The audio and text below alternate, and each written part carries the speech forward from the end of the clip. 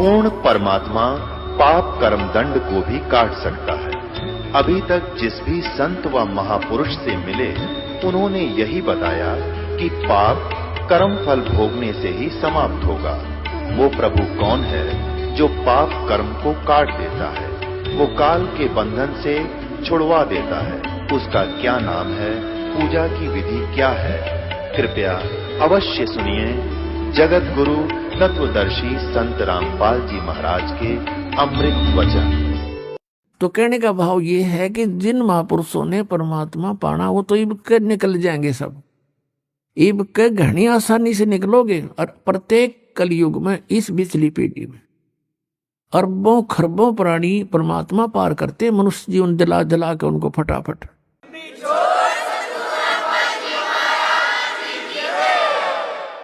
लेकिन नियम में रहना पड़ेगा। भक्ति बहुत आसान है। नाम उठत नाम बैठत नाम सोवत जागवे, नाम खाते नाम पीते नाम सेती लागवे। अब इसमें हमें भक्ति में बाधक क्या क्या चीजें हैं? भक्ति में बाधक है, हमें लोग दूसरों को देखम देखा विवाह पर खर्च करते हैं। जिसके 2 पुत्रियां होगी उसकी नींद हराम हो जाती है जब वो युवा होने लगती हैं इनके विवाह के लिए।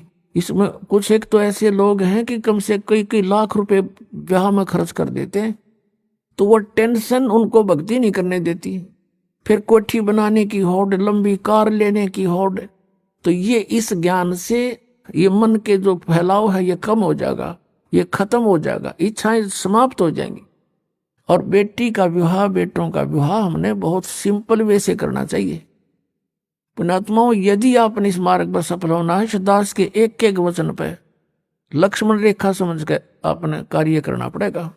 और फिर आप पार ना हो, गारंटी देता दास लिखवा के ले लो मुझसे, इतना आसानी से पार।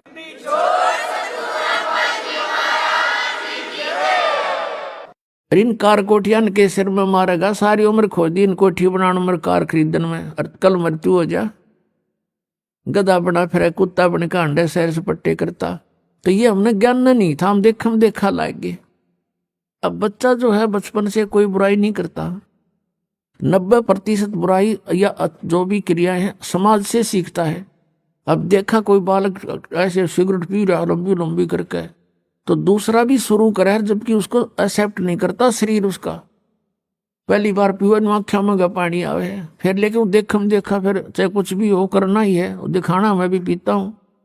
तो ये बकवादें छूट जाएंगी। हम सबसे पहले सब बुराई हटानी पड़ेंगी, फिर वो टेंशन खत्म हो जाएगी। जैसे मजदूर है बेचारा, अब वो काम कर रहा है, अब उसको टेंशन है कि 2 बेटियां ब्यानी हैं, कैसे करूंगा, उससे ये लाना है, उससे ये लाना है, ऐसे करूंगा, कहाँ से पैसे लो। और फिर जब ये समस्या परमानेंट हल हो जाएंगी कति। और वैसे नहीं, ये ज्ञान होगा। जैसे आप किसी से दहेज लेते हो, तो वो दहेज कोई वैसे थोड़ा ही है, उसका पैसा आपके ऊपर ऋण हो गया। अगले जन्म में मनमाना उसका गधा बनकर देना पड़ेगा आपने। परमात्मा कहते हैं तुमने उस दरगाह का महल नहीं देखा और धर्मराज के तिल तिल का लेखा।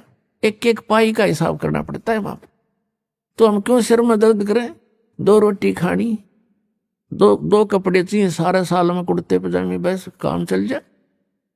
तो इस प्रकार हमने इतना नॉर्मल होना पड़ेगा। ऊंच विचार रखा, भगवान में श्रद्धा बढ़ाए रखकर, फिर भी किसी वस्तु की आपको आवश्यकता होगी, भगवान दूर नहीं। जैसे कल आपको कथा सुनाई थी कि परमात्मा अनंत कोट ब्रह्मांड के स्वामी एक झोपड़ी में बैठ के और 120 वर्ष बिता के चले गए। 120 वर्ष। और कपड़ा बुनते थे अपने हाथ से, और उससे जो मेहनताना आता था उससे अपने परिवार का पोषण करते थे। परिवार उनका अपना कैसा था? एक मुंह बोले माता पिता थे 2, जो कमल के फूल से उनको उठा कर लाए थे। और एक पुत्र एक पुत्री थी जो मुर्दे जीवित किए थे, एक दरिया में बहता हुआ जा रहा था। शेख तकी एक धार्मिक गुरु था सिकंदर लोधी राजा का, उसको सोचा था कि ये शायद यूं ही मान ले। उसने शर्त रख दी थी कि कबीर कोई मुर्दा जिंदा कर देगा तो मैं इसको अल्लाह मान लूंगा। परमात्मा ने सोचा था यदि एक शेख तकी पूरे मुसलमान धर्म का वो हेड था भारतवर्ष का, कि यदि इसकी बुद्धि ठिकाने आ गई तो सब मुसलमानों को कह देगा तुम भक्ति कर लो, और इनके पास बढ़िया मार्ग है, ये परमात्मा आए हैं। तो उन्होंने इस सोच करके एक मुर्दा किसी ने बहा दिया था, जल प्रवाह कर देते हैं कुछ कबीले, उनको ना जलाते हैं ना दबाते हैं मिट्टी में। तो वह सैकड़ों व्यक्तियों के सामने परमात्मा ने वो आत्मा धर्मराज से छुटवा के वापस के छोड़ इसको वापस और जीवित कर दिया था।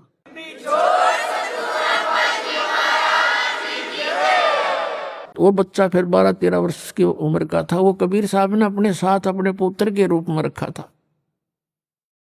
उसने आत्मा ने ज्ञान हो गया था कि हमारा पिता तो वास्तव में ये है। ऐसे एक शेख तकी की लड़की थी सिकंदर लोधी के धार्मिक गुरु की, वो कब्र में दबा रखी थी, मर चुकी थी। वो उसको फिर उसने दूसरी शर्त ये रख दी कि मेरी लड़की ने जीवित कर दे तो मैं मान लूं। वो लड़का तो सदमे में था, वो तो जीवित ही था, वैसे ही तुक्का लग गया इसका। जब जानो मेरी पुत्री जो काफी दिनों से कब्र में दबी पड़ी है, इसको जीवित कर दे। हजारों कई हजारों व्यक्तियों के सामने परमात्मा ने कब्र फुड़ा के वह लड़की भी ऊपर से छुड़वा के धर्मराज से वापस जीवित करवा दी थी।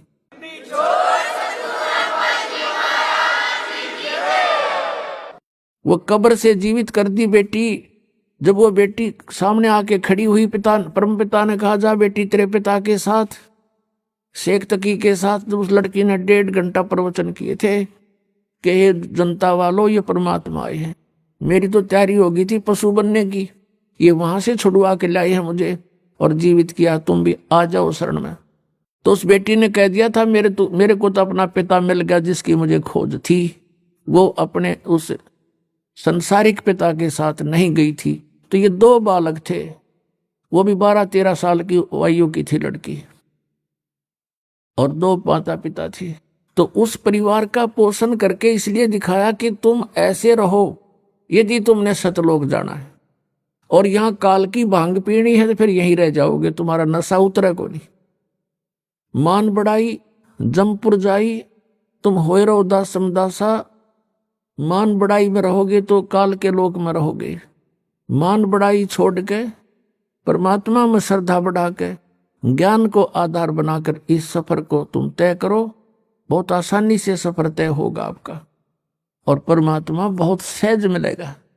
अब फिर ये जब सब समस्याएं हमारी हल हो जाएंगी और फिर भी कोई ऐसी बात आएगी तो दाता दूर नहीं। परमात्मा ने यही करके दिखा था कि किसी ने उनके साथ बकवाद कर दी थी, चिट्ठी डाल दी, 18 लाख व्यक्ति आगे इकट्ठे हो गए, खाना खिलाओ भोजन दो 3 दिन, और साथ में 2 हर और 1 असरफी कि ऐसा सबको दिया जाएगा। इस लालच में दुनिया इकट्ठी होगी। परमात्मा कहते हैं कि जैसे मैं बिल्कुल गरीब व्यक्ति था, ये दिखाया मालिक ने रिहर्सल करके ट्रेलर दिखाया, लेकिन मेरी आस्था भगवान में दृढ़ थी। मैं कंगाल था, मैंने सब कुछ मालिक पर सौंप दिया था। कहते हैं सर्वस्व सौंप देत साहेब को काज जिन्हों के सरिया। जो सर्वस्व सौंप देते हैं मालिक पर, कहते हैं फिर दाता हाजिर खड़ा रहता उसके लिए। फिर ये दिखा के देखो मेरे लिए परमात्मा ने के स्वरूप बना लिया था, वो थे तो खुद ही, और के स्वरूप बना के देखो 18 लाख व्यक्तियों को 3 दिन तक भोजन भी दिए, 2 हर भी दे दी, कंबल, और साथ में असरपी यानी 10 ग्राम सोना डेली प्रत्येक खाने के बाद दिया। तो तुम भी यदि इतना विश्वास करोगे और यहाँ माया जोड़ कर नहीं धरोगे, फिर देखना मैं कैसे करके दिखाऊंगा।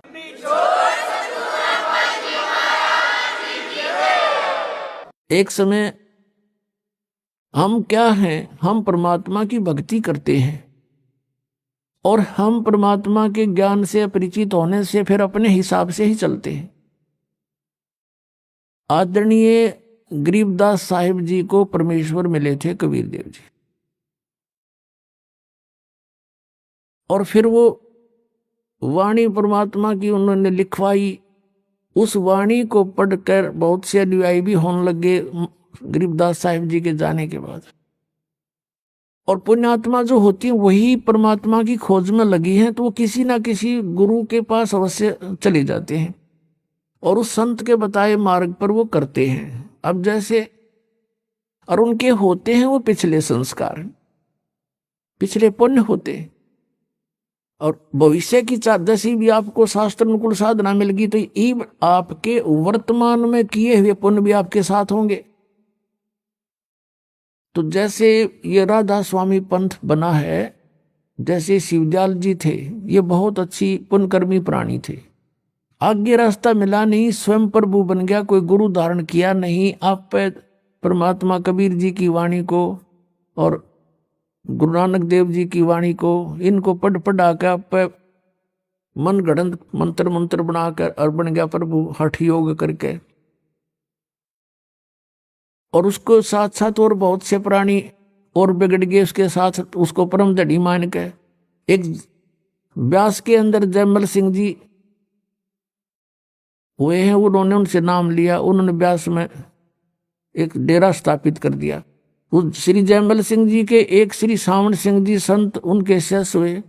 अब सावण सिंह जी के जो संत शिष्य आगे बहुत से बने, उनमें से एक बिलोचिस्तानी शाह मस्ताना खेमामल जी, जिसने सच्चा सौदा सिरसा के अंदर एक स्थापना कर दी डेरे की। अब देखो श्री सावन सिंह जी के शिष्य तो बताते हैं लाखों की संख्या में थे, लाख के आसपास, उन्हें 1.25 लाख के आसपास बता रहे नाम दिया। तो उनमें से ये खेमामल जी ही क्यों प्रभु बन गए, अलग से उसको कोई नाम देने का आदेश भी नहीं दिया, क्योंकि ये कैसे अपने आप में अलग से गुरु पद बना लिया। उसमें सिद्धियां भी थी, बहुत से उनके प्रमाण हैं कि औरों को उसने बहुत सी राहत भी दे दी, कुछ सुख भी दिए हैं। तो वो कैसे था, वो इसकी अपनी पूंजी थी, पिछले संस्कार थे इसके, पुण्य थे इसके, और अन्य लाखों थे वो ना अपने पे ऐसे एकदम। तो ये पिछले संस्कार से ही उसके कुछ थोड़े बहुत पूंजी थी, धन था भक्ति का, वो खत्म हो गया। अंत में इंजेक्शन रिएक्शन से उसकी मृत्यु हुई, वह बैटरी डाउन होगी, पिछले जन्म में चार्ज की हुई। तो ऐसे जीवन व्यर्थ होता है इनका। आदरणीय गरीबदास जी के पंथ में एक दयाल दास नाम के ऐसे भगत थे, वो उनके शरण में आए। किसी संत, गरीबदास जी के ही पंथ के किसी संत से उपदेश लिया। ये पिछले पुण्यकर्मी प्राणी होते हैं, जिस भी किसी ना किसी संत की आड़ अवश्य लेनी पड़ती है, शरण लेनी पड़ती है। मालूम है इनको कि गुरु के बिना कोई भी भक्ति सफल नहीं हो सकती। तो उसने गुरु धारण किया, गुरु धारण करके फिर वो अपने आप अपने मनमुखी तरीका अपना लिया। उसके पिछले पुण्य कर्म अच्छे थे, तो उसने क्या किया, अपना कोई डेरा स्थापित नहीं किया पहले, बाद में किया उसने छुडानी में एक अलग से। तो पहले वो चलता रहा, उसके साथ 500 उसके शिष्य हो गए, या वैसे कोई वो मंडली बनाकर चलता था, साधु संत उसके साथ रहते थे। और उसने एक नियम बना रखा था भी कोई भी संत मेरे साथ जो रहे वो कोई पैसा नहीं रखेगा, पैसा साथ नहीं रखे, संग्रह नहीं करेगा। और वो जहां भी जाते थे, परमात्मा उनकी ऐसी रजा थी, पिछले संस्कार थे उनके, तो परमात्मा कबीर जी उनके लिए जहां भी वो मंडली जाती थी, नगर वालों को प्रेरित करके सबको दोनों समय जितने दिन वहां रखते थे, सुंदर मोहन भोजन खिलाते थे। फिर वो अगले उसमें चले जाते थे शहर में। एक बार वो कलकत्ता के आसपास के पास बैठे हुए थे। अब 3 दिन बीत गए, किसी ने रोटी नहीं खिलाई उनको, भोजन के लिए पूछा नहीं। तब दालदास दुखी हो गए और भगवान से अर्ज करी। उसने स्वप्न में बताया कि तेरी मंडली में एक व्यक्ति पैसे लिए बैठे है, 500 रुपए उसके पास, और 500 रुपए में तुम 1 हफ्ता रोटी खा सकते हो, इसलिए हम तुम्हें देंगे नहीं। अब उसने सुबह सारे संत पालन कर लिए और कहा कि भाई जिसके पास पैसे हैं वो पैसे निकाल दो या मंडली छोड़कर चले जाओ।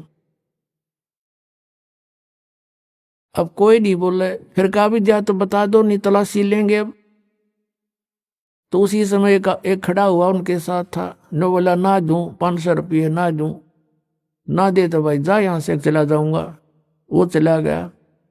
अले घंटे भीतर परमात्मा पहुंचे अन्य रूप बना के और कहा, रे भक्तों, गांव नगर के बाहर और 3 दिन से साधु भूखे बैठे हैं, अरे पाप लगेगा लोगों सेठो।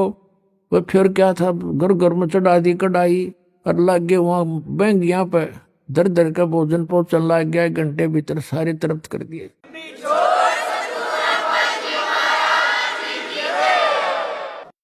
तो पुण्यात्माओं, हम इतना विश्वास कर नहीं पाते भगवान पे, फिर भी पुण्यात्माओं क्योंकि हम गणे पेटे हुए हैं, काल ने बहुत ज्यादा हमारे को तंग कर रखा है।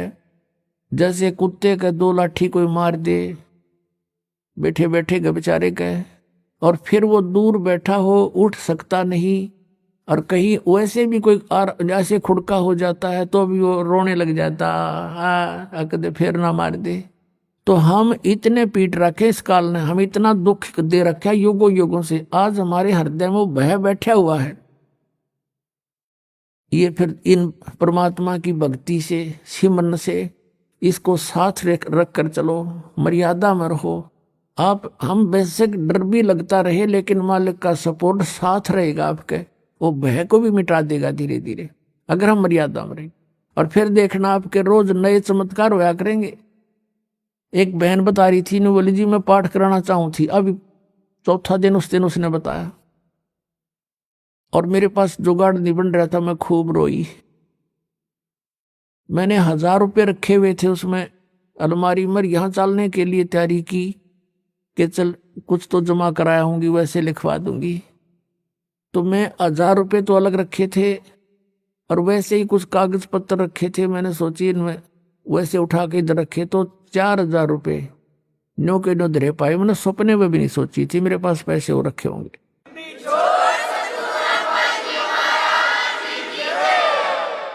कदे पैसा जुड़ा ही नहीं था मेरे पास, 4000 इकट्ठे धरने का ब्योंते नहीं हो लिया था, खर्चे इतने थे।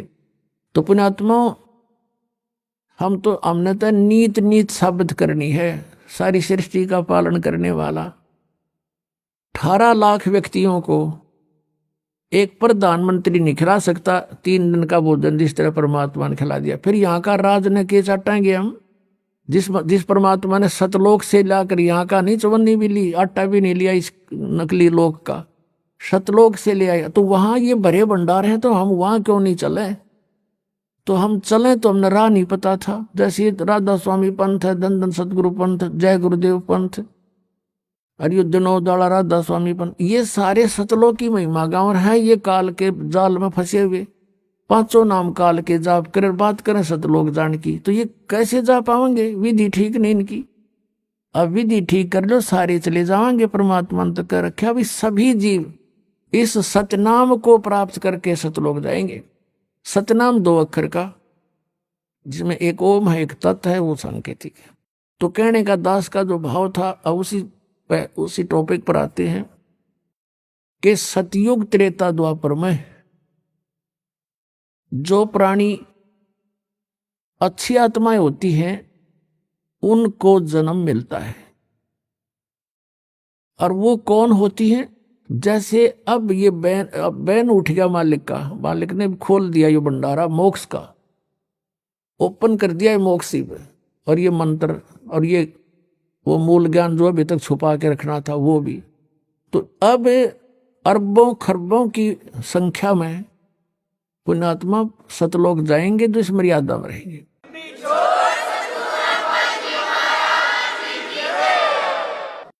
और सतलोक यूं नहीं जाएंगे कि ऐसे मरते आना डर लगेगा फलाना होगा, नहीं, आपको न पता भी नहीं लगेगा मृत्यु इग्ना भी, क्योंकि इस ज्ञान से आपको ये दृढ़ता आ जाएगी कि यूं कवर तो छूटेगा।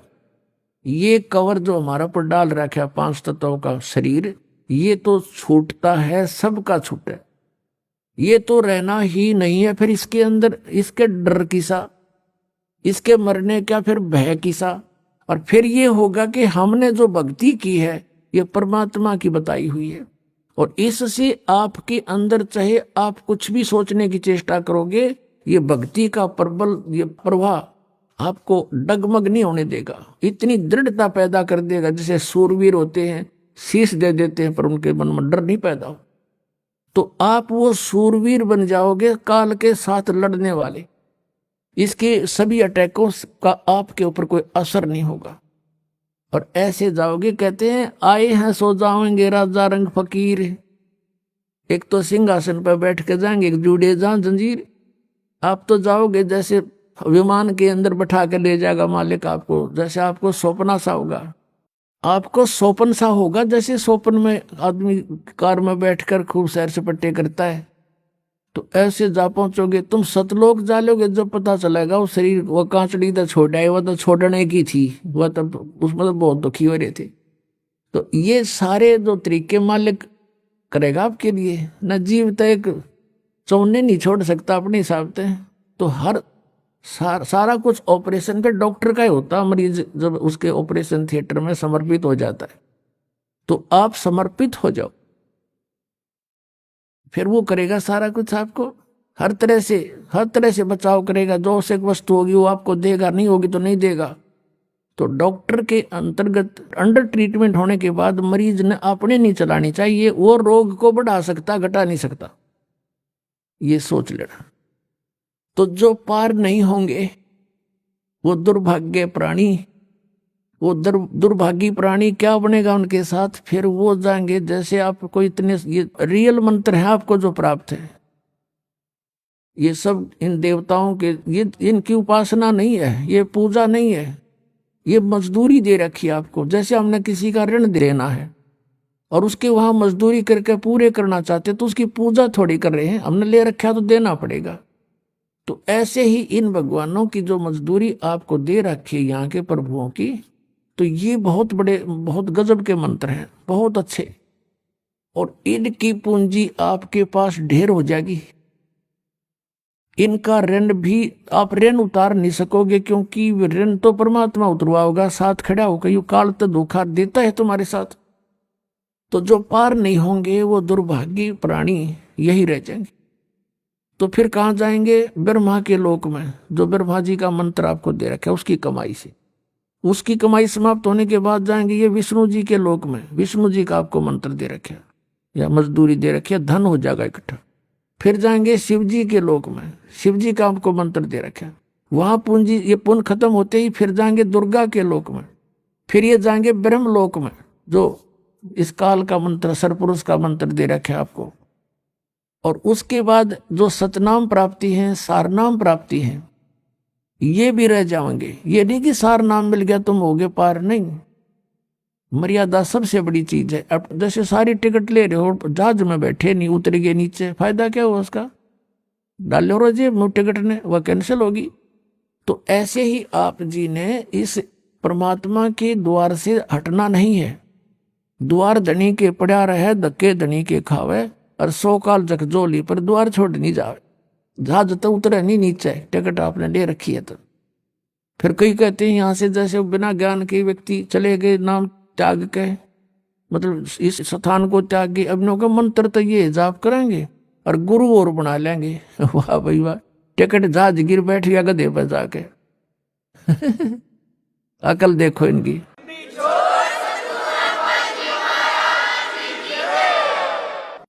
तो इसके लिए परमात्मा बताते हैं कि वो जब रह जाएंगे ना यहाँ पे, तो ऐसे प्राणी फिर वहां रोते हैं बैठ के, उनको ज्ञान होता है। तो फिर क्या करते हैं परमात्मा कि कहते हैं उसके बाद जैसे फिर आप जाओगे, वो जो सतनाम में 2 मंत्र, 2 अक्षर का मंत्र है, एक ओम है, तो ब्रह्म का जाप है, और दूसरा मंत्र है वो अक्षर पुरुष का जाप है। अक्षर पुरुष यानी परब्रह्म का। लेकिन वो परब्रह्म का जाप होते हुए भी उसका धन बहुत गना है, और वहां वो केवल हमने वहां प्रयोग करना था उसको पार करने के लिए 7 संग ब्रह्मांडों को। लेकिन वहां ना जाने से फिर इस काल ने यहाँ पर नकली सतलोक, नकली अलखलोक, नकली अगमलोक बना रखे हैं। और उस दूसरे सतनाम के जो 2 अक्षर में दूसरा मंत्र है, उसकी कमाई को ये वहां बर्बाद करवा देते। उसके बाद फिर भी पुण्य इसके बहुत बच जाते हैं, क्योंकि ऐसा मंत्र है। फिर इनको वहां जब इसके पुण्य खत्म हो लेते हैं, ये क्या करता है? ये काल अपना गुजारा आपसे टैक्स लेकर, आप पर चार्ज लगाकर अपना काम चला रहा है। किस ब्रह्मांड का? ये इतना कंगाल आदमी है। जैसे राजा होता है, वो प्रजा से टैक्स लेकर ही प्रभु पाकता है, उसके टैक्स से सेना खरीदता है, उसके टैक्स से मौज मारता है, उसके पास खक नहीं होता।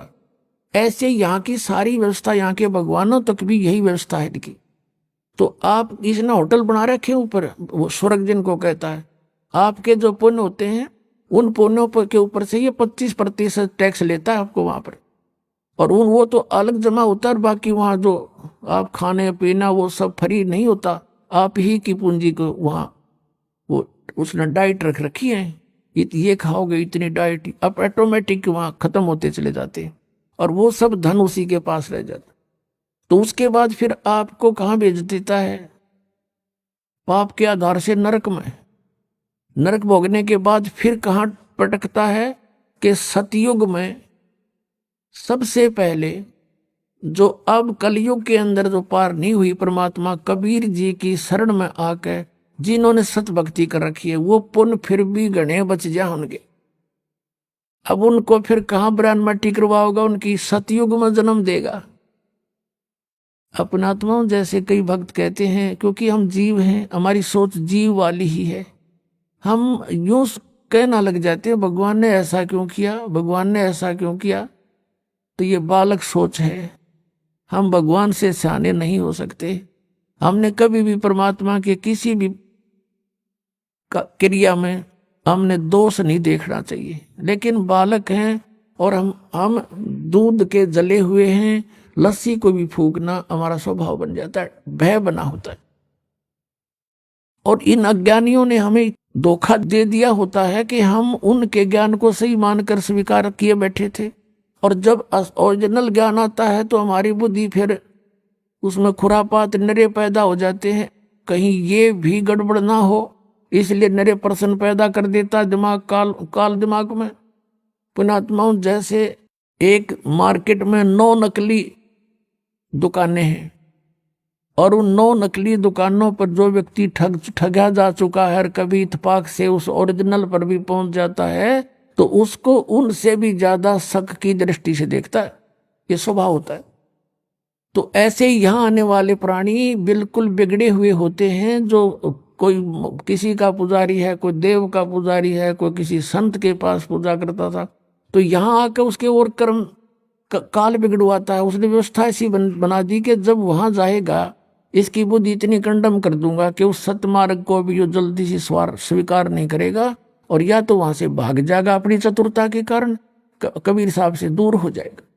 तो आप जी ने ज्यादा नहीं सोचना चाहिए, इतने प्रमाण दास दे देता है, उसके बाद आपको बुद्धिमान को ये सोच लेना चाहिए जो ये संत शब्द बोलेगा सारी साची है, ये अंडरस्टूड हो जाना चाहिए आपको, इतने प्रमाण देख करके। और पहले आपके पास एक भी प्रमाण नहीं था और सारे स्वीकार्य थे, क्योंकि वो काल आपने थेपड़ के बैठा रहा था, कोई बात नहीं सब ठीक है, और यहाँ सब ठीक के समय जो कहना ये गलत है। तो इस काल के जाल को भी आपने समझना पड़ेगा। अब जैसे एक प्रश्न प्रारंभ आता है परमात्मा का, धर्मदास जी ने प्रश्न किया है, परमात्मा हम इतने नीच आपको छोड़ कर आगे, ये दाता आपने कैसे दया करी हम तुच्छ जीवों पर। तो परमात्मा ने कहा बेटा तुम मेरे बच्चे हो, और माता पिता का बालक बेशक बिगड़ जा, निकम्मा भी हो जा, बुराई भी करता है, दुख जरूर आता है, लेकिन हृदय से उसके प्रति वह कसक मिटती नहीं, और यही नियत रहती है कि कभी ना कभी ये ठीक हो जाए, वापस आ जाए मेरे घर पे और ढंग से रहने लग जाए, मैं सब कुछ दे दूं अपने बच्चे को। तो परमात्मा ने कहा भाई मैं रह नहीं सकता, क्योंकि ये मेरे अंश हैं, और ये काल इनको इसलिए दुखी कर रहा है कि मुझे तंग करने के लिए। अब किसी के बालक ने कोई बिगाड़ देता है, उसको गुट्टी ला दे, माँ बाप ने भी उल्टा बोला, घर से पैसे निकाल ला, चोरी कर ले हैं, और वहां जा बैठे उसके पास उड़द शराब पीवे, बकवाद गड़े, सिनेमा देखे और 100 फंड करवा दे उसने उसी के पैसों से। तब परमात्मा ने कहा भाई मैं आपका दुख देख नहीं सकता, मेरे बस की बात नहीं रही अब, क्योंकि तुमने खुद पैर पे कुआड़ा मार लिया सब इच्छा से आगे। और जब तुम दुखी होते हो फिर भी मैं आता हूं कोई रूप अन्य बना के, काल भी मुझे पहचान नहीं सकता कि आई एम गॉड, जीव तो पहचानेंगे कैसे कि वो परमात्मा है। अब रामानंद जी को जब परमात्मा ने एक झटका दिया था, 104 साल के महात्मा 5 वर्ष के बालक खड़े थे सामने, और रामानंद जी के मन की बात बता दी। वो पर्दा ला करके भगवान के माला डालना चाहता था, मुकुट में फंस गई थी। तब परमात्मा ने कहा था कबीर जी ने कि स्वामी जी गुंडी खोल कर माला गल में डाल दो, मुकुट उतारना नहीं पड़ेगा भगवान विष्णु का मूर्ति का। तो उसी समय उसने पर्दा हटा दिया था। छुआछात बहुत करता था रामानंद, ब्राह्मण होने के नाते 600 वर्ष पहले छुआछात चरम सीमा पर थी। और सामने एक धानक का बेटा खड़ा, वैसे तो सबका बाप, लेकिन समाज की दृष्टि में धानक का पुत्र कहलाया। बाकी वो किसी का पुत्र नहीं था, सब शक्ति से आए थे, सब सहशरीर आए थे। तो उस समय उसने, क्योंकि परमात्मा की चाहने वाली आत्माएं फिर नहीं देखा करती मजहब धर्म को, जाति और कर्म को, उसको भगवान चाहिए। सामने खड़ा उस बच्चे की जाके, एक धानक के बच्चे को ब्राह्मण ने ऐसे सीने से लगा दिया भगवान समझ के, और उसके शरीर जैसे मालिक ने ऐसे किया तो उस मालिक को तो शरीर का जो है रुई जैसा शरीर परमात्मा का, क्योंकि उनका शरीर असनाविरम अकायम है, हाड चाम का पुतला नहीं, हमारे जैसा नहीं है। तब रामानंद जी ने कहा था मन की पूजा तुम लखी, और मुकुट माल परवेश, और गरीब दास गति कौन लखे, तेरा कौन वर्ण कौन भेख। अब कहते हैं आपको क्यों कैसे पहचाने दुनिया परमात्मा, आप सचमुच परमात्मा हो। आप किस तक वर्ण में, यानी शूद्र वर्ण में आगे जुलाहा जाति में, और किस वेशभूषा में खड़े, 5 वर्ष के बालक टोपी पहरे और धोती बांधे, छोटी पहले छोटे छोटे बच्चे धोती बांधने लग जाते थे छोटी सी। और तुम्हें कैसे पहचाने हम, तो आप परमात्मा हो, आप किस रूप में खड़े। तो परमात्मा कहते तुम कैसे पहचानोगे, काल नहीं पहचान सकता मुझे। वो ऐसे ढंग से रहते हैं। तभी तो नानक साहब ने कहा था ए ठगवाड़ा ठगी देश खरा सियाणा बोता वार, ये दानक रूप रहा करता, लोगो दानक रूप रहा करता। तो उसमें कहते हैं परमात्मा कि मैं, जब ये मेरी आत्मा तपस्या पर तंग पा रही थी, भटक रही थी, मटक रही, चटक पटक हो रहा था, इनको खील की तरह भून रहा था ये काल। उस समय वहां पर ये यहाँ के गुरु भी उसके ऊपर पिट रहे थे, जलाए जा रहे थे। यहाँ के देवता जो शरीर छोड़ के वो भी वहां पर भूनने जा रहे थे। अन्य प्राणी भी, गुरु भी, शिष्य भी वहीं पिट रहे थे, भून रहे थे। तब मैं वहां पहुंचा। मेरे जाते उनकी तपस्या पर जहां भून कर ये काल खाता है, वो एक बहुत बड़ा तवी होती है ना, तवी बहुत बड़ी, ऐसी इस टाइप की पत्थर की शिला, वो अपने आप गर्म रहती है, उसके ऊपर ये डाल देता है उसको, और वहां चटक मटक होते हैं जीव 1 लाख प्रतिदिन, मानव शरीरधारी प्राणियों को वहां फूकता है। अपना आत्मा जैसे ये कवर है, ये तो यहाँ रह जाता है। जैसे बादाम होता है, बादाम का ऊपर का छिलका यूजलेस होता है, लेकिन उस छिलके बिना अंदर की गिरी नहीं बनती। तो इस कवर से वो अंदर के सूक्ष्म शरीर में जो सारे जीवन में आप आहार करते हो, और आप देखते हो इस काल का जाल है कैसा कि प्रत्येक प्राणी व्यसन करवाता, सबसे व्यसन, हुक्का, तमाकू, शराब, मांस, ये जरूर बाई फोर्स करवाता है किसी ना किसी तरीके से। और फिर उसके माध्यम से अंदर सूक्ष्म शरीर पर गंध पैदा कर देता है, गंध इसका आहार बनता है जैसे। और उसको तपस्या पे भून के उन जीव तो मरता नहीं, लेकिन मरने उस समय इतनी पीड़ा होती है पूछो मत।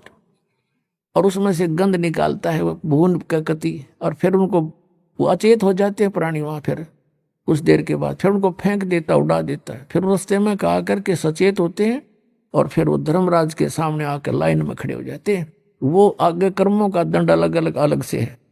तो वहां जब वो खड़े थे तपस्या पे भुनने जा रहे थे, परमात्मा पहुंच गए, और सभी प्राणियों की वो जलन समाप्त होगी जो जिसके कारण वो पीड़ित थे। तपस्या ज्यों की तो सुलग रही है, लेकिन वो आंच, उसकी आंच जो है प्राणियों को तंग नहीं कर रही। उस मालिक के वहां पहुंचते ही तब वो सोधी में आए, देखा कि सामने कौन खड़े हैं, इतना सुंदर शरीर। उनसे पूछा कि हे भगवान, उन्होंने समझ लिया कि परमात्मा है। उन्होंने, क्योंकि यहाँ हमने यही पता है कि कर्म का दंड भोगना ही पड़ता है, तब सभी वहाँ बुद्धिमान व्यक्ति भी थे जो गुरु पद पर थे। उन्होंने कहा कि प्रभु, हम या कौन से कर्म का भोग रहे हैं। तो परमात्मा ने कहा, ये कर्म तुम्हारा बहुत भयंकर है बच्चा, ये तुम्हारा यहाँ का कर्म नहीं, तुमने सतलोक में ये जुल्म किया था। तुम मेरे से विमुख हुए थे, इस काल के साथ आसक्त होकर आगे थे इस पर, और तुमने अपने पैर पर कुहाड़ी मार रखी है। फिर सृष्टि रचना सुनाई भगवान ने सारी उनको खड़ा होकर के कि तुम नो फंस गए यहाँ पर। अब देखो, आप गुरु जी थे, ब्राह्मण थे, कहाँ जी, आप ये पूजा करते थे, कहाँ जी, देख तुम्हारी क्या दुर्गति, और आगे क्या होगा बताऊं, ये देख तेरी हिस्ट्री शीट, अब तू नरक में जाएगा, उसके बाद तू गधे की ओर नहीं पाएगा। वो पूरी लिस्ट दिखा दी परमात्मा के, एक सेकंड का काम, और ये दुर्गति होगी। तुम बात करे सब लोगों को समझाने की, तू आप नरक में जा रहा है। तू वहां तो सारी समझ में आ गई थी कि सचमुच बिरान मट्टी हो रही है हमारी, कहाँ गई वो भक्ति, के काम आई। आज जोड़ कर कह सारे भगवात्मा हमें छुटवा लो, इस काल से बचा लो। परमात्मा ने कहा, बेटा ऐसे नहीं है, जब तुम जाए धरो जग देहा, तब तुम करना मेरे सत शब्द स्नेहा। ये सतनाम स्नेहा, मेरा जो सतनाम है उसको दृढ़ता से ग्रहण करना, उसको छोड़ना नहीं आजीवन। जब तुम्हें कभी मनुष्य शरीर मिल जाए मेरी दरजा से, तो उस समय जब मेरा कोई संत तुझे मिल जावे, सच्चा नाम बताने वाला, इन काल के दूतों को त्याग कर, उन काल के दूतों को त्याग कर तुरंत उसकी ग्रहण कर लेना शरण, फिर देखना कैसे पार करूंगा, ऐसे नहीं कर सकता। तो उसी समय वो काल आ गया उनको खाने के लिए, उसको समय निर्धारित था उसका, लेकिन उस दिन परमात्मा की रजा से वो जीव वहां से गए नहीं थे, उसने समय फिक्स कर रखा है। इतने समय के बाद वो जीव वहां से ऑटोमेटिक उड़ जाते हैं अचेत स्थिति में ही, और रास्ते में वो सचेत होते हैं। फिर वो ऐसे क्रिया थी। उस दिन परमात्मा की रजा से वो वहां से गए नहीं। परमात्मा ने, कबीर साहब ने कहा कि देखो वो सामने आ रहा तुम्हारा वो काल भगवान, जिसको तुम निराकार निराकार बताते थे, देखो वो आ रहा है, ओछा माथा, लंबे दांत, काला चेहरा, ये देखिए इसका ओरिजिनल रूप। और इसने गीता जी में कहा कि अर्जुन 7वें अध्याय के 24-25वें श्लोक में कि मैं अपनी योग माया से छुपा रहता हूं, मैं किसी के समक्ष नहीं आता, समक्ष आ जाता कालजा पाट जा सबका। इतना भयंकर चेहरा है इसका। जैसे अर्जुन जैसे योद्धा को इसने बाहर दिखाया था कृष्ण से निकल कर बाहर कि ये है मेरा असली रूप, खान लग रहा, सब ने उसके मुंह में सब जा रहे हैं। अर्जुन से जैसे योद्धा के हाथ पैर कांपने लग गए थे उसको देख कर, तो यो भगवान है जिसको देख कर डर लगे, जिसको देख कर आत्मा प्रसन्न हो, वो है परमात्मा। तो जब वो सामने आया कि देखो तुम निराकार कहते थे, ये है वो तुम्हारा गॉड। अब कहा कि अब तुम जाओ, अब मेरी रिस्की बात जाएगी यहाँ पे। इतना कहती वो सारे जीव ऑटोमेटिक वहां से आकाश में उड़ गए बहुत ऊंचे, और फिर अपने स्थान पर पहुंच गए जहां उन्होंने जाना था। अब काल ने देखा कि ये जोगजीत कैसे आ गया। परमात्मा ने जोगजीत अपने पुत्र का रूप बना लिया। कहते हैं 100 छल छिद्र मैं करूं अपने जन के काज, इस गंदे लोक में परमात्मा ने भी हमारे लिए इतना कुछ करना पड़ता है हमें निकालने के लिए। अब जोगजीत रूप में ही परमात्मा ने अपने पुत्र के रूप में इस काल को 21 ब्रह्मांड समेत सतलोक से निष्कासित किया था, और कहा था ये सुन ले आदेश परमपिता का, निकल जाए यहां से। तो 21 ब्रह्मांड लेकर ये आया था। इसने गलती बहुत की थी वहां पर, दुर्गा इस प्रकृति के साथ दुष्कर्म करना चाहा था। इसने इसके पेट में शरण ले ली थी, और परमात्मा ने फिर उस लड़की को इसके पेट से निकाल करके दुर्गा को और इसको दोनों को वहां से 21 ब्रह्मांड समेत भेज दिया था। और दुर्गा को परमात्मा ने हम सब आत्माएं पहले ही दे दी थी उसको बीज रूप में, और वचन शक्ति से उत्पन्न करने का आदेश दे दिया था। तो उसने ये प्रतिशोध लेना चाहा काल ने कि जोगजीत आज फंस गया, मेरे लोक में क्यों आया, तो मेरी आज्ञा बिना। और फिर उसको याद आ गया, हो सकता है पिताजी का, परम पिता का कोई आदेश लेकर आया हो, कहा कि पहले तो मुझे तू बता पिता का कोई आदेश है तो, और फिर आज तुझे मैं कूटूंगा, आज तेरी पिटाई करूंगा। तूने मेरे साथ बहुत जुल्म किया था, मुझे वहां से निकाला था, मैं यहां बुरा हाल हो रहा मेरा। तब जोगजीत रूप में परमात्मा ने कहा था कि सुन ले ज्योत निरंजन परमपिता का आदेश मैं किस लिए आया हूं। अरे भले व्यक्ति ये तेरे साथ आगे इन के बुरा किया तेरा, ये मेरे बच्चे तेरे साथ आ भी गए तो तेरा के बुरा किया इनने, तो इनके साथ कैसा जुल्म कर रहा है। किसी को गधा बना के घुमा रखा, किसी कुत्ता बना दिया, टट्टी खा रहा है हैं? और फिर किसी का बेटा मर गया, किसी की बेटी मर गई, किसी की आंख फूट गई, किसी की दोनों टांग कट गई, हाहाकार मचा रखा। तेने कसाई को शर्म आई थोड़ी बहुत? पिताजी ने भेजा हूं मैं, पिता के आदेश से आया हूं और नीचे जाऊंगा मैं। तेने परमात्मा का नामो निशान मिटा दिया, भगवान का तो जिक्र भी नहीं करता तू, अपने आप पर बोर्ड बैठा है और तेने सारा झूठा ज्ञान फैला दिया, इनके मूर्ख बना रखा है, इनको सच्चाई से दूर कर दिया। नीचे जाऊंगा, पूरे ब्रह्मांड इतने काल के लोक में नीचे पृथ्वी पर जाऊंगा, सब जीवों को बताऊंगा कि ये काल है, ये भक्ति तुम कर रहे हो ये मोक्षदायक नहीं है, और सही मंत्र उनको दूंगा, सबको पार करके सतलोक भेजूंगा। ये आदेश है पिता का। अब उसका तो कालजा कहाँ पे गया, काल का कि तो मेरा नाश करेगा, मेरी खेती उजाड़ेगा ये तो, क्योंकि इसने तो हम अपनी खेती बना रखे, गाजर मूली बोया करे जैसे किसी ने पाउडर खावे। तो उसने सोचा कि तो भाई जुल्म करेगा एकदम।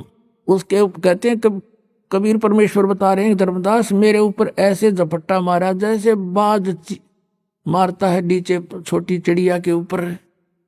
इसने मुझे एक जोग जीत समझ गए, और धर्मदास मैंने ना फिर सतनाम का सुमन शुरू कर दिया, 2 अक्षर के का श्वास से। पुणात्मा ये अपने लिए आदेश दे रहे हैं, परमात्मा हमें आगाह कर रहे हैं कि इस सतनाम के श्वास उश्वास के अधिकारी से प्राप्त मंत्र से मैं इतनी शक्ति आ जाती है कि सामने से युग काल भी आ जाता रहे, काल के दूतां का दर्जा करे छोड़ दो। इस सुमरण के करने से जैसे फणपति मंत्र सुन राखे फण सकोड़, ऐसे बीरा मेरे सतनाम तो यू काल लो मुंह मोड़े। जैसे गार्डू होते हैं ना ये सपेले, सर्प को काबू करने वाले, एक मंत्र सिद्ध कर लेते, एक वाणी श्लोक, और कहते उस मंत्र से बोलने से अगर सर्प ने ऐसे फन फैला रखा हो ना डसने के लिए, वो मंत्र बोलने लगता है तो अपने आप वो फनपति यानी सर्प फन को सीधा करके और नीचे झुक जाता है। कहते जैसे फनपति मंत्र सुन राख फन सकोड़, ऐसे मेरे सतनाम तो यू काल लवे मुंह मोड़े। और ये ऐसा प्रबल मंत्र है, सुख संवेद में लिखा है कि मोला बैठा मोर्चे और देखे जन की भेड़, भेड़ माने भिड़ंत। जैसे आपने देखा हो ये खागड़ बिड़ा करें, जोटे भैंसे बढ़ते हैं, एक दूसरे का खेड़ मारा करें, सिर की खेड़, उसको सिर बढ़ाने को खेड़ बोलते हैं। तो परमात्मा कहते हैं कि जब तुम सतनाम जाप करने लगते हो, परमात्मा आपकी रिहर्सल देखता है। क्या देखता है कि जैसे कभी स्वप्न में या वैसे आपको कोई भयंकर आकृतियां दिखाई देने लग जाती हैं, तुम उनसे डर कर किसको याद करते हो?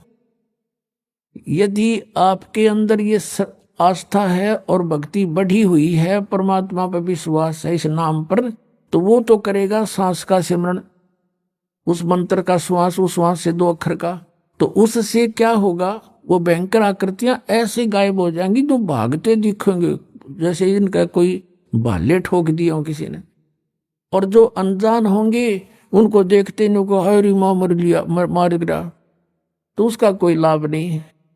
वो माँ थोड़ी बचा सकती है, वहां तो ये मंत्र बचाओगा।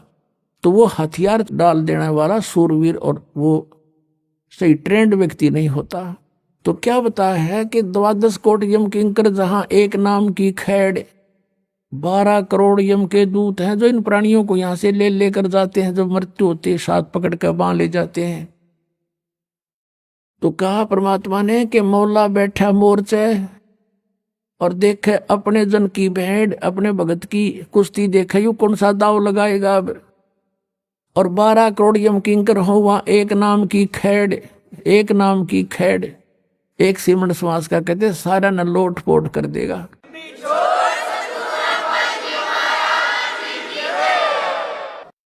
तो पुण्यात्माओं, आप जी ने परमात्मा के इन फार्मूलों को अपनाना पड़ेगा, ये दाव लाकर ही आप इसको ढा सकोगे, और कोई तरीका नहीं। इसके वैसे ये तो ब्रह्मा विष्णु महेश का अपन इसका आगे कहते हैं, ब्रह्मा का आसन डिग गया जब सुनी काल की गाज, जब ये अपने लोक से दहाड़ा, ब्रह्मा का भी आसन डगमग हो गया था। आपका तो औकात क्या है।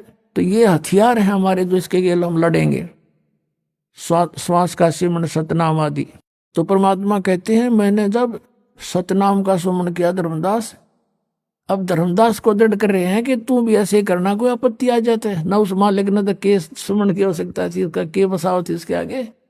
फिर भी हमें एक दाव बताया, दाव जैसे पहलवान कुश्ती लड़ते ना रेसलर, वो दाव लगा कर ही पहलवान को डाल सकते ना, तो एक जैसी ताकत होती है उनमें तकरीबन, जिसका दाव बढ़िया हुआ ठोक देगा दूसरे ने ठाके। तो उसी समय मैंने श्वास का सिमरण किया सतनाम का 2 अक्षर का, और काल ऐसे पटक पड़ गया नीचे, इतना डर गया उससे, भय हो गया, भागन लगा वो और पाताल में जाके गिरा।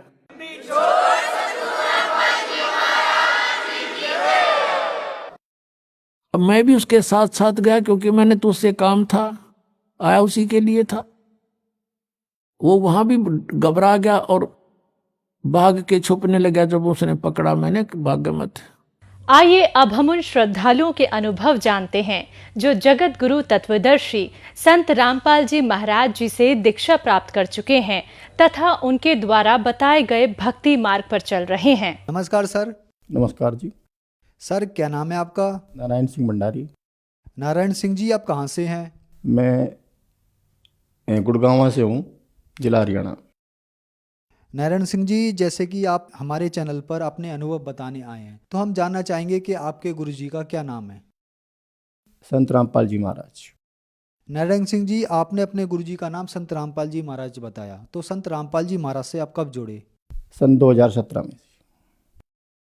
सर क्या क्या भक्ति साधनाएं की हैं आपने? सर भक्ति साधना कुछ नहीं की, मेरा ट्रांसपोर्ट का काम था, टैक्सी का, और मैं जगत वाले लोगों को जैसे है उनको तीर्थ यात्राओं पर लेके जाता था, बद्रीनाथ, केदारनाथ, अमरनाथ जो भी है उनको वहाँ लेके जाता था।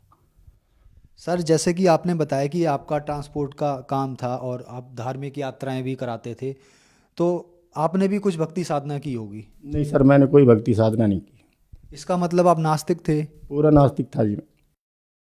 सर जैसे कि आपने बताया कि आप नास्तिक थे, तो फिर संत रामपाल जी महाराज जी की शरण में आने का क्या कारण बना? कारण ये बना, मेरे रिलेटिव्स है, मेरे जिया जी, वो उन्होंने संत रामपाल जी महाराज की नाम दीक्षा ले रखी थी, उनसे चर्चा हुई मेरी, उन्होंने मुझे ज्ञान समझाया, काफ़ी सालों तक मुझे समझाते रहे, वो समझ में नहीं आया क्योंकि मैं ड्रग्स लेता था सर, और ड्रग्स बड़ी लंबे समय से ले रहा था मैं, करीब 20 साल मैंने ड्रग्स लिया रेगुलर, और उसके कारण उस तरफ ध्यान ही नहीं जाता था। ड्रग्स बहुत ज़्यादा लेता था मैं, दिन में 3 बार लेता था, काफ़ी कॉस्टली भी आती थी, और मैं करीब दिन में 200 गुटखी खा जाता था पाउच, जो बहुत ख़तरनाक होते थे। गली मोहल्ले वाले बोलते थे कि ये कैंसर होके मर जाएगा, सब लोग यही बोलते थे मेरे को। और मेरे जिया जी थे, वो मुझे बड़े संत रामपाल जी महाराज के ज्ञान के बारे में बताते थे कि आप थोड़ा ध्यान दो, ये पुस्तक पढ़ा करो, सत्संग देखा करो, लेकिन मैं ड्रग्स का आदी इतना था कि उस तरफ ध्यान ही नहीं जाता था। नशा करता था जी, जिसमें स्मैक हो गया, कोकीन हो गई, और करीब 2-2.5 गुटखे खाता था डेली, और मेरे मुंह में ही मैं लगा के रात को सो जाता था। बड़ी परेशानी होती थी, और मतलब बड़ा परेशान था मैं थोड़ा सा, ज़िंदगी से लड़ाई झगड़ा होना, जिसमें मेरे से एक मर्डर भी हो गया, जिसमें मैं 10 साल तिहाड़ जेल भी काट के आया। उसके आने के बाद भी यही स्थिति रही, हर कोई गुंडागर्दी हो गई, मारना पीटना, झगड़ा करना।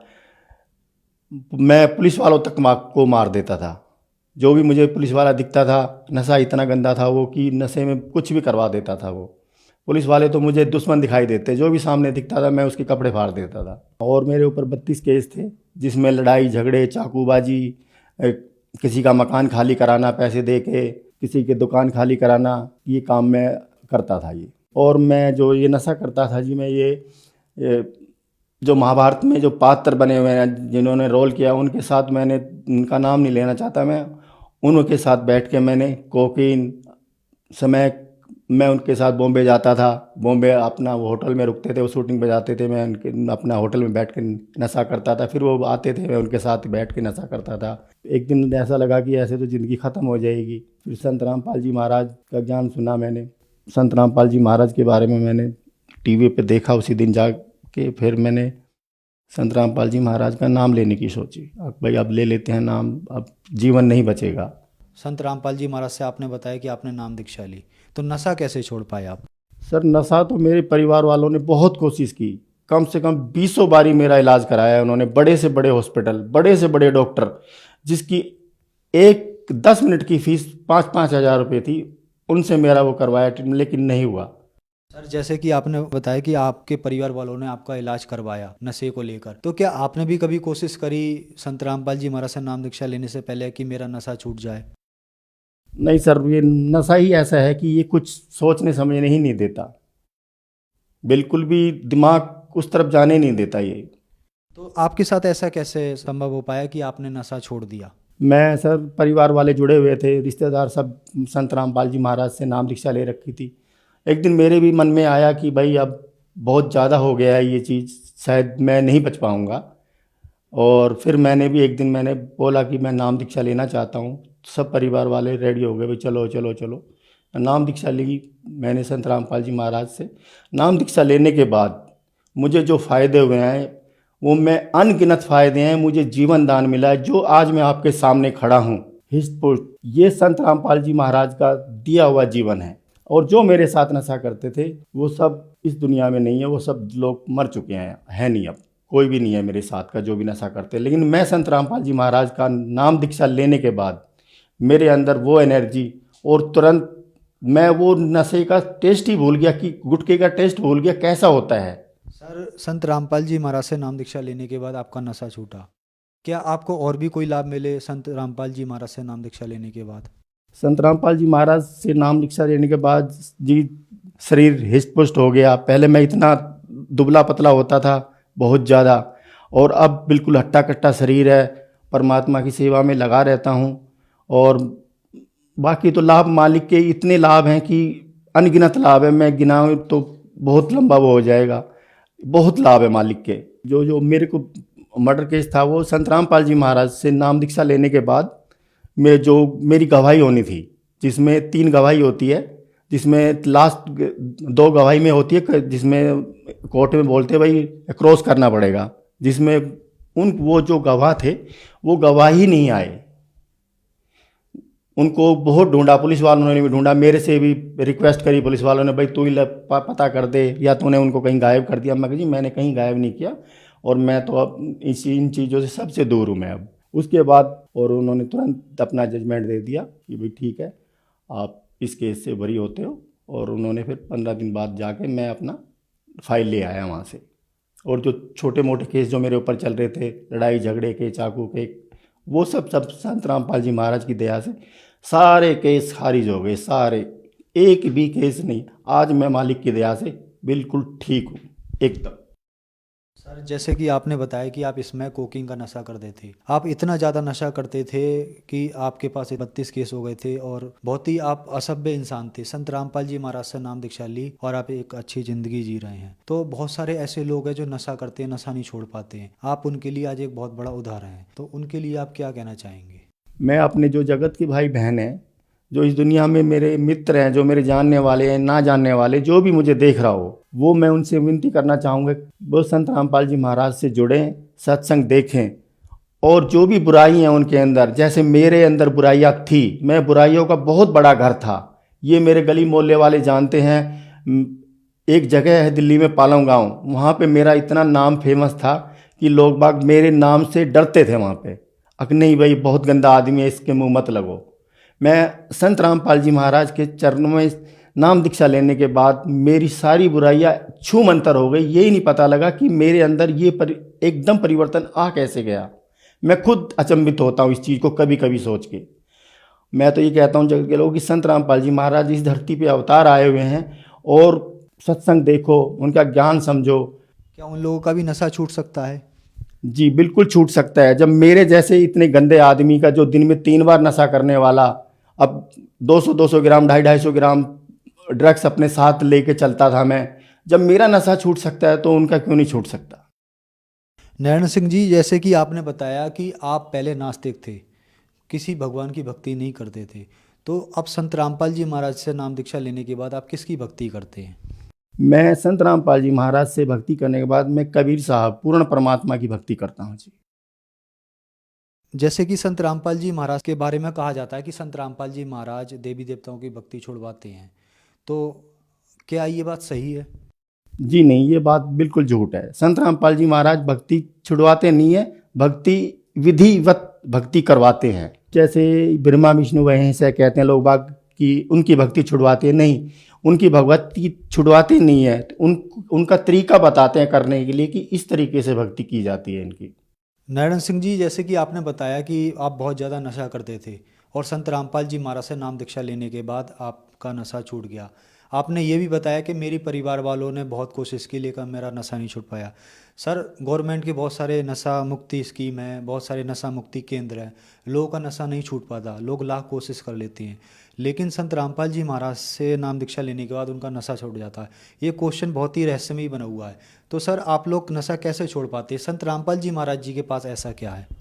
देखो जी, मैं नाम दीक्षा लेने से पहले मैं भी बहुत जगह इलाज कराया, मैंने अपना काफ़ी जगह इलाज कराया। मेरे परिवार वालों ने, मेरे भाई हैं, मेरे 2 छोटे भाई, उन्होंने बहुत जगह अच्छे से अच्छे डॉक्टरों के पास दिखाया, नहीं छूट पाया। नशा मुक्ति केंद्रों में लोग लेके जाते हैं, नहीं छूट पाता। लेकिन संत रामपाल जी महाराज के सच्चे मंत्र इतने पावरफुल होते हैं, जो उन मंत्रों का विधिवत करेगा तुरंत परमात्मा दया करते हैं और वो सब नशा छोड़ देते हैं। सर, आपका कहने का मतलब है कि संत रामपाल जी महाराज जो मंत्र देते हैं वो उसमें इतनी शक्ति है कि वो नशा व्यक्ति अपने आप ही नहीं करता, ऐसा ही कहना है आपका? जी बिल्कुल ऐसा ही कहना है, 100% ऐसा ही कहना है मेरा। नारायण सिंह जी, जैसे कि आपने बताया कि आपको संत रामपाल जी महाराज ने मंत्र दिया और आप ठीक हो गए। सर, इन बातों पे कैसे विश्वास किया जाए कि एक संत इतनी दूर बैठा है और आपने इतनी दूर से उनसे मंत्र लिया और आप ठीक हो गए? ये तो एक हास्यास्पद बात है। सर, मैं अपने लिए बताता हूँ, संत रामपाल जी महाराज से नाम दीक्षा लेने से पहले मेरे को लोग वह कहते थे कि कहते हैं ना कि इसने घाट घाट का पानी पी रखा है, मेरे से कहते थे इसने घाटों घाटों का पानी पी रखा है। सर, मैंने बहुत दुनिया देखी है, कश्मीर से कन्याकुमारी तक, कोई भी नशा नहीं छुटवा सकता इस धरती के ऊपर संत रामपाल जी महाराज के सिवाय। संत रामपाल जी महाराज के मंत्रों में वो शक्ति है, जैसे हमारा मोबाइल का टावर कहीं और 200 मीटर 500 मीटर दूर होता है तो वो हमारे मोबाइल जैसे हम बात करते हैं, ऐसे संत रामपाल जी महाराज के शब्द में वो शक्ति है, वचन में वो शक्ति है, उन मंत्रों में वो शक्ति है महाराज जी के कि दूर बैठे हुए भी वो काम करती है। सर, संत रामपाल जी महाराज से अगर कोई श्रद्धालु नाम दीक्षा लेना चाहे तो कैसे ले सकता है? जी, संत रामपाल जी महाराज से दीक्षा लेने के लिए साधना चैनल पे 7:30 बजे गुरु जी का सत्संग आता है। उस सत्संग के अंदर नीचे एक पट्टी चलती है, उस पट्टी के अंदर नंबर चलते रहते हैं आश्रम के। उस नंबर पे, किसी भी नंबर पे आप कॉल करो और आपके आसपास कोई भी नामदान केंद्र होगा, वहाँ का आपका एड्रेस दे दिया जाएगा और वहाँ से आप जाके नाम दीक्षा ले सकते हैं ज्ञान समझ के। नारायण सिंह जी, हमारे चैनल पर अपने अनुभव बताने के लिए आपका बहुत बहुत धन्यवाद। सत साहिब जी।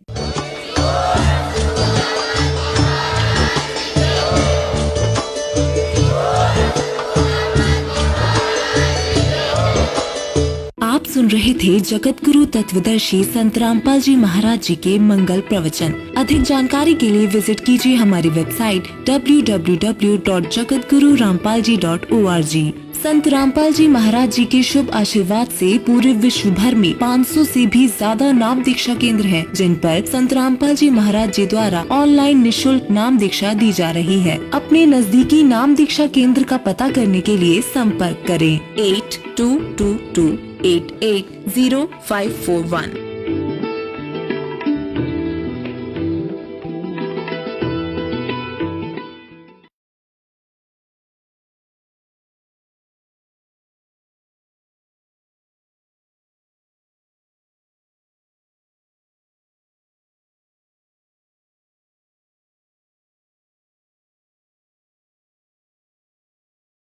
कबीर परमेश्वर जी के निर्वाण दिवस के उपलक्ष्य में 4 दिवसीय 17, 18, 19 और 20 फरवरी 2024 को विशाल भंडारा व संत गरीब दास जी महाराज जी की अमर वाणी का खुला।